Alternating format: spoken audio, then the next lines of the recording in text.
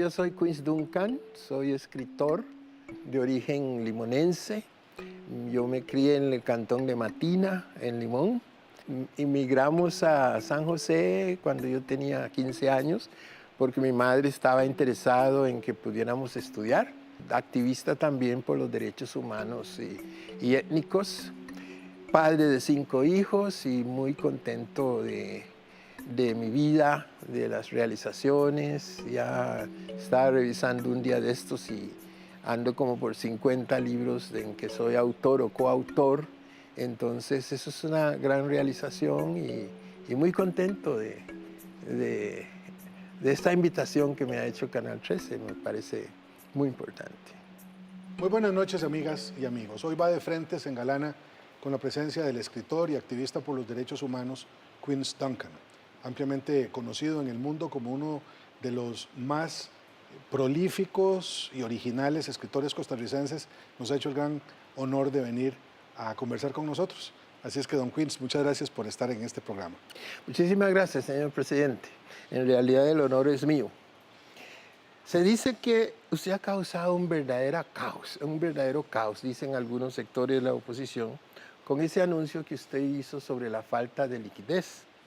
Sobre todo porque no tardó mucho tiempo para que un viceministro saliera de algún modo a desmentir y diciendo que los que saben del asunto saben que no hay tal crisis. ¿Su gobierno está exagerando la situación fiscal, señor presidente? No, no, para nada. Y el anuncio más bien lo que refleja es una gran responsabilidad de parte nuestra, porque durante los días previos a ese anuncio usted recordará que se habían presentado algunos problemas en programas que no habían logrado depositar las transferencias para becas o para ayudas, por ejemplo, el IMAS. Y esto había generado una gran incertidumbre en las familias. Ya venía un rum, sin duda estimulado por la prensa y por algunos sectores interesados de la oposición, indicando que el gobierno estaba a las puertas de la quiebra, ¿verdad? Ahí haciendo un anuncio que era totalmente fuera de lo cierto. Entonces, había necesidad de explicar qué era lo que estaba pasando y creo que lo hice en los términos menos dramáticos posibles, simplemente diciendo que teníamos un problema de liquidez de corto plazo, que se estaban tomando medidas que afectarían primero al gobierno que a ningún otro sector y que esto se recogía en un decreto en donde se señalaba con toda claridad que no había impago, es decir, que íbamos a atender nuestras obligaciones de deuda, de pago de salarios, de pensiones y de transferencias sociales, y que después todo lo demás. Bueno, esa formulación que se había recogido en un decreto, que ahí sí, desafortunadamente no se publicó, sino hasta 4 días después, lo cual generó un vacío de información importante, es de lo que se aprovecharon algunos para esparcir la especie de que no íbamos a pagar nada y que estábamos, y después decir, no, es que no ha habido problema alguno, y ustedes están contradiciendo. No, lo que quisimos decir fue, hay un tema, esto es lo que explica la falta de liquidez, que no hayamos podido responder a tiempo con algunos depósitos, pero estamos trabajando para resolverlo, cosa que ha sido el caso desde entonces hasta hoy, y no se ha dejado de pagar nada. Ya, pero resulta que se le acusa también de parte de estos sectores de la oposición. Primero que usted en campaña prometió que no iba a entrarle al asunto fiscal durante los 2 primeros años. Pero dice la oposición que usted debió haber presentado los proyectos de reforma desde el principio. Y por otra parte, a pesar de que la posición consistente del PAC a través de su existencia ha sido de que hay que cumplir la palabra dada en campaña, ha habido sectores de su propio partido, algunos líderes prominentes, diciendo lo mismo, que usted no debió haber cumplido su palabra esperando 2 años.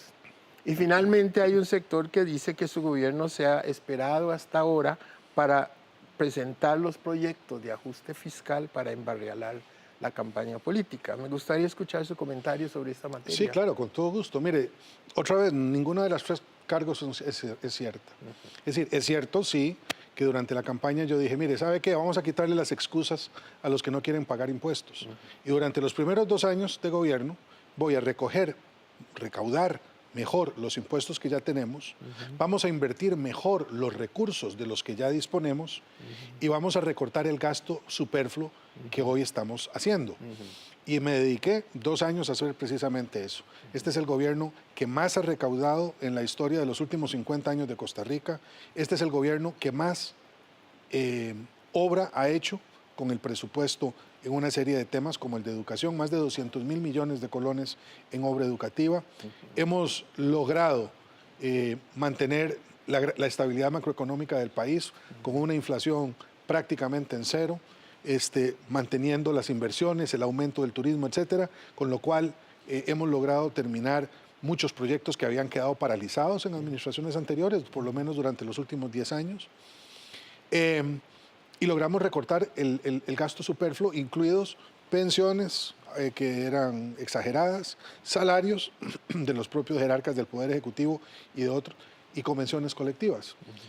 Y al mismo tiempo que hacíamos eso, pocos meses después de llegar a la presidencia de la República, presentamos en sede legislativa los proyectos de ley que componían la reforma tributaria, lo que nosotros llamábamos los proyectos de fortalecimiento fiscal. Bueno, ahí han estado durmiendo el sueño de los justos, varios de ellos, el de transformación del impuesto de ventas en impuesto al valor agregado, el de reforma al impuesto sobre la renta, pero otros han estado avanzando. Avanzó el de tope de pensiones, avanzó caja única, avanzaron 9, de los 9 proyectos avanzaron 7. O sea que no es cierto ni que no presentamos los proyectos, ni que nos hemos descuidado en la administración de esos proyectos, ni que tampoco estábamos esperando que se terminara la administración para generar caos en la campaña con un tema que al único que beneficia va a ser el próximo gobierno, porque este no va a recibir ni un 5 de los proyectos de impuestos que están colocados en sede legislativa. Entonces, lo que hemos hecho es cumplir escrupulosamente la palabra empeñada en campaña y colocar a tiempo y negociar con fuerza los proyectos fiscales que son absolutamente necesarios para que el nuevo gobierno y por lo tanto los actuales candidatos que están prometiendo hacer un montón de cosas en el país tengan los recursos para que ello sea posible. Pero este es un país que tiene una democracia extraña. Por ejemplo, creo que es el único país del mundo donde cada diputado tiene poder de veto. Es decir, que cada diputado puede parar el asunto. ¿Usted cree honestamente que esos 2 proyectos que faltan tienen alguna posibilidad de pasar? Pues mire, don Queens, si no lo tuviera, tendría que ponerme muy triste, porque todavía hay tiempo para que ello ocurra. Y con solo que se aprueben esos 2 proyectos, pero al menos uno de ellos, cualquiera de los 2, tendríamos un horizonte mucho mejor para la próxima administración que el que tenemos hoy.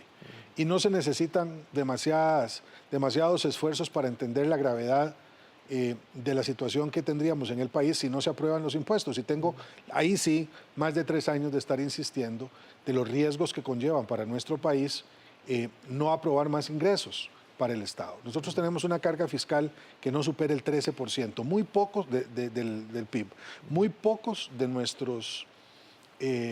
los países en América Latina tienen una situación como esa. Nosotros en Costa Rica tenemos, decía don Pepe Figueres, gusto de caviar y bolsillo de gallo pinto, ¿verdad? Queremos los mejores servicios de educación, de seguridad, carreteras, puentes, todo de primer mundo. Pero a la hora de pagar impuestos, los que más tenemos somos los más reacios en pagar para que estos servicios estén disponibles. Y por lo tanto, usted tiene toda la razón. El momento no es quizá el mejor de ellos, porque en campaña política a nadie le gusta hablar de impuestos y mucho menos cuando estos son promovidos por un gobierno que ha hecho las cosas bien. Pero lo cierto es que hay tiempo todavía y si no lo hacemos, como les señalaba anteriormente, el primer perjudicado, además del pueblo de Costa Rica, va a ser la nueva administración, que no tendrá de dónde coger plata para invertir en lo que los costarricenses demandan. Ok, gracias, señor presidente. Bueno, hay otro asunto aquí, y es que sectores, digamos, afines al gobierno de doña Laura, y al gobierno anterior, han insistido de que usted lo que anda es promoviendo e inaugurando las obras que ellos propusieron. y que no ven cuál es la obra suya, sino que usted anda inaugurando y anda finalmente haciendo que pase, digamos, realizando los proyectos de ese gobierno anterior. ¿Qué opina usted sobre eso? Bueno, mire, lo que he dicho en todos los lugares en donde voy a inaugurar obras, que somos un único gobierno desde 1848 hasta el presente. Yo soy el 47º presidente de la República y hasta que a mí me logren comprobar que alguno de mis ilustres predecesores hizo escuelas, carreteras y caminos con su propia plata, y esto incluye al gobierno de doña Laura, entonces me quedaré tranquilo pensando que aquella obra que dejó inconclusa realmente debe atribuírsele. Pero eso no es así. La plata que usamos los gobiernos para hacer obra es plata de las y los costarricenses. Y por lo tanto hay obras que se terminan en una gestión presidencial y hay otras que se trasladan a la siguiente. Y creo que es de honestidad absoluta, tanto intelectual como política, reconocer que cada gobierno hace lo que puede.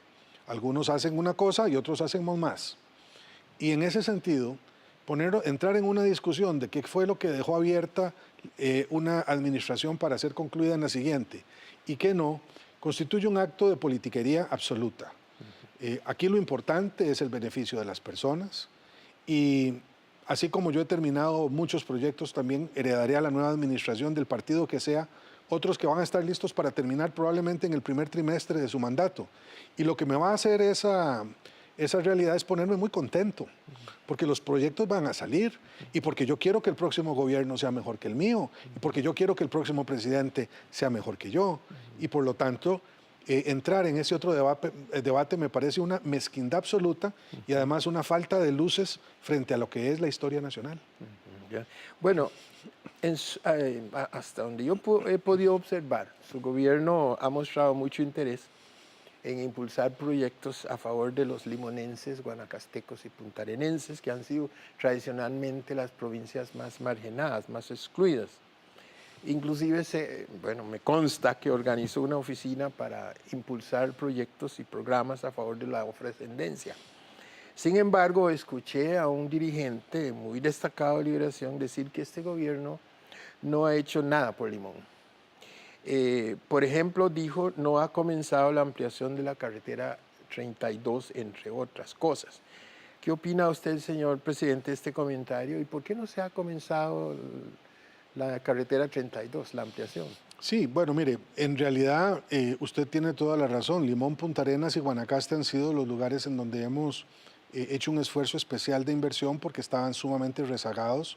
Y esto no lo digo frente a los últimos 10 años, pero no siento los 100 años anteriores. Es decir, son provincias que han significado para Costa Rica una llaga abierta por la discriminación y por la falta de compromiso con que los gobiernos ubicados en San José han dejado de realizar obra y política pública en esas provincias.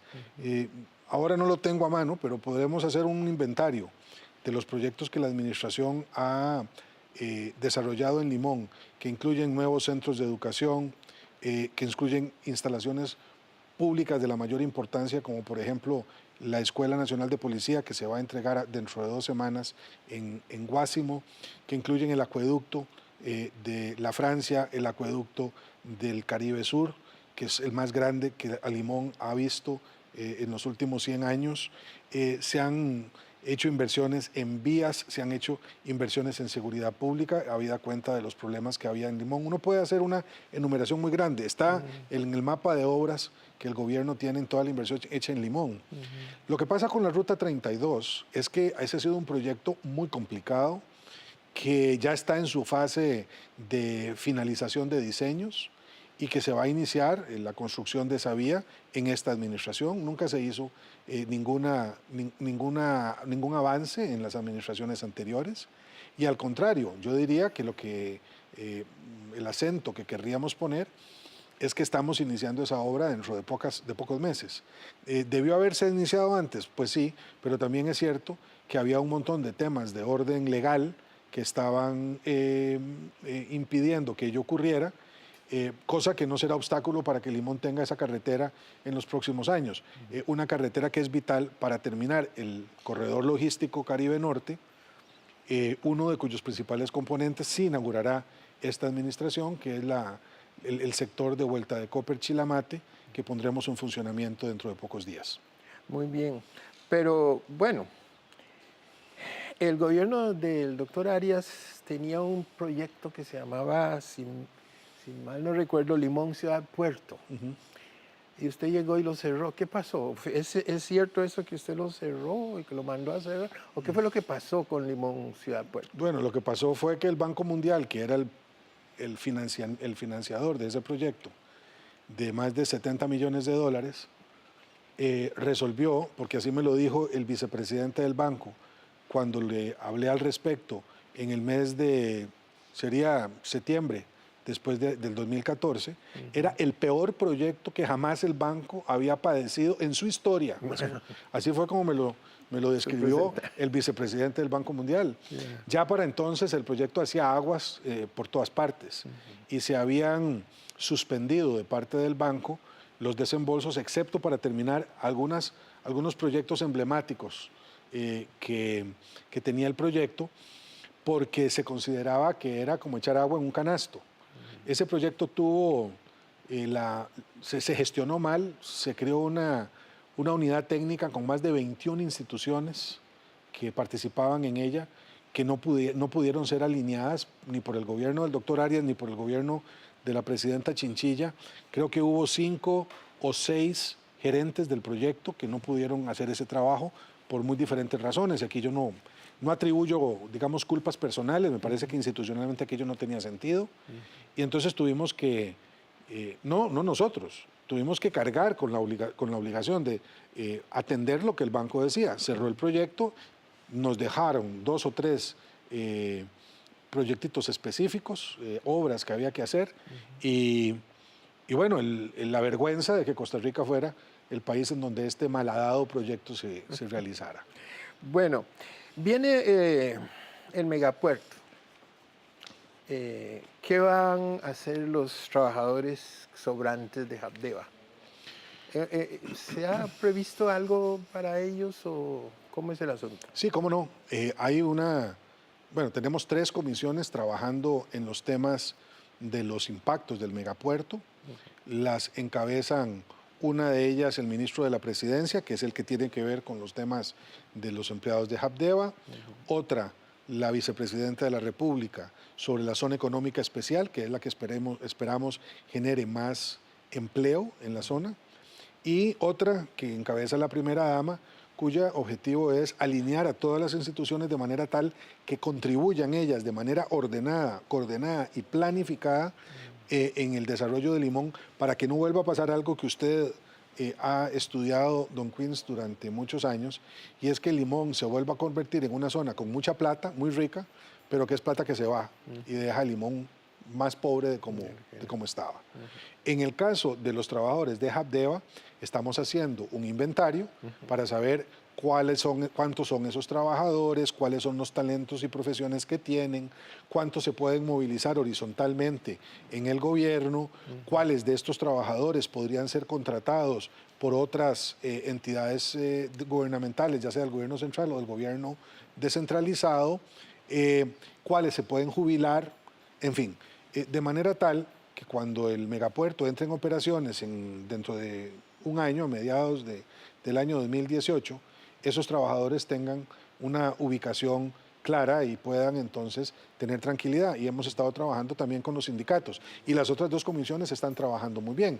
De hecho, la segunda comisión, la que preside doña Ana Elena, está por firmar, o ya firmó, no sé, porque pasó en estos últimos días, el llamado Pacto por Limón, que tiene que ver precisamente con los compromisos que tanto las instituciones de gobierno como el sector privado quieren adquirir para promover al limón desarrollado del futuro. Gracias, señor presidente. Nos queda un minuto. ¿Era el gobierno del cambio? ¿Qué ha cambiado? Yo creo que sí, me parece que ha cambiado la forma de gestionar las cosas. Somos un gobierno que, como dice nuestro lema oficial, construye democracia y gobierna con honestidad. Hoy las cosas son mucho más transparentes, por mucho que haya interés presentarnos como un gobierno con actos de corrupción, que no los ha habido en estos 4 años como los hubo en los años anteriores.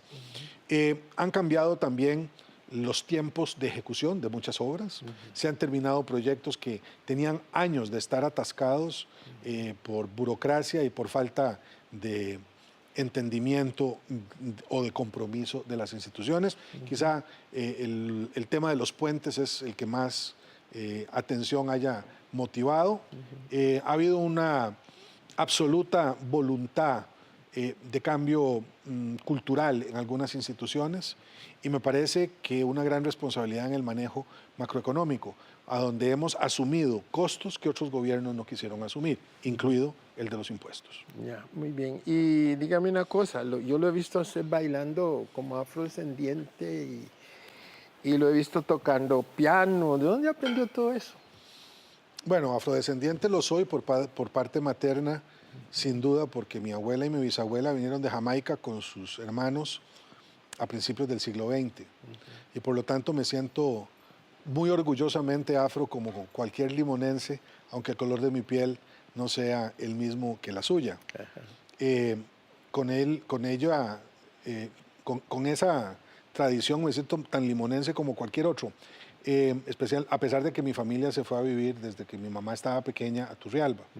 Pero en casa la comida afro ha sido siempre una parte consustancial de nuestra tradición como familia.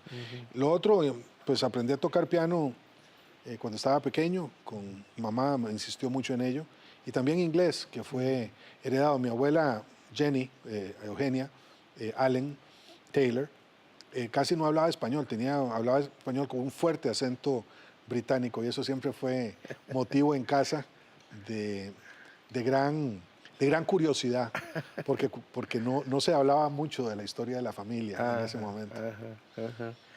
¿Va a ir a Limón, señor presidente? Ah, sí, claro. Voy a ir a Limón ahora a finales del mes de agosto a celebrar el Día de la Negritud, el Día de la Afrodescendencia, y seguiré yendo a Limón hasta que esté viejito, espero. ¿Y qué mensaje lleva este año?